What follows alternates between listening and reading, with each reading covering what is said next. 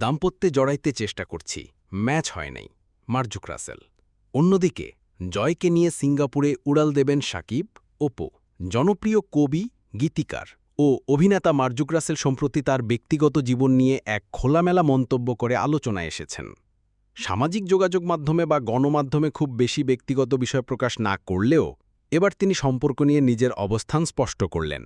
অবশ্য কাজল আরেফিনমি পরিচালিত bachelor point ধারাবাহিকে পাশা চরিত্রে অভিনয় করে এ অভিনেতা বলেন, জীবনে নারীসঙ্গীর প্রয়োজন নেই, ওইটা অটো নেচার থাকে। আপনি একটি গাছকে কি বলবেন, গাছ তোমার নারী বা পুরুষ সঙ্গীকে?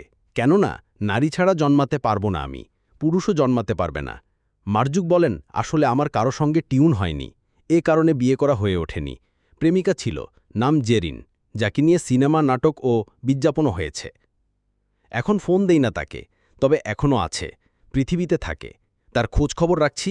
কিছুদিন আগে তার বাবা মারা গেছেন, সে ভালো থাকুক। এ সময় সবশেষ কবে প্রেমে পড়েছেন তা নিয়েও কথা বলেন মার্জুক রাসেল। বলেন, আমি সবসময় প্রেমে থাকি, এখনও প্রেমেই আছি।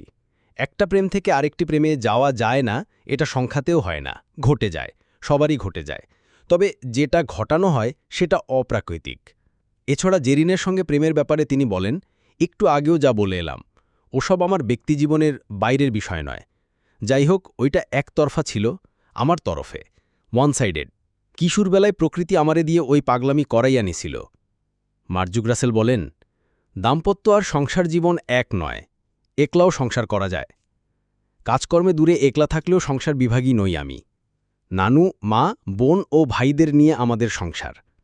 1996 সালেই প্রথম দাম্পত্যে জড়াতে চেষ্টা করেছি, ম্যাচ হয়নি।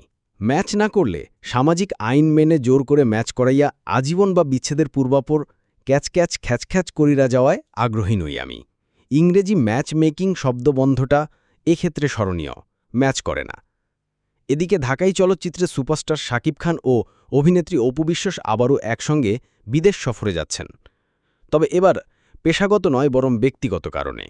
তাদের একমাত্র পুত্র জয়ের চিকিৎসা ও পড়াশোনার ভবিষ্যৎ পরিকল্পনা নিয়ে সিঙ্গাপুরে যাচ্ছেন এই প্রাক্তন দম্পতি।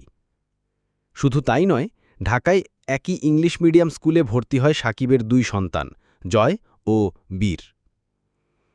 নানা নেতিবাচক ঘটনার রেশে সেই স্কুল থেকে ছেলেকে সরিয়ে নেন অপু বিশ্বাস।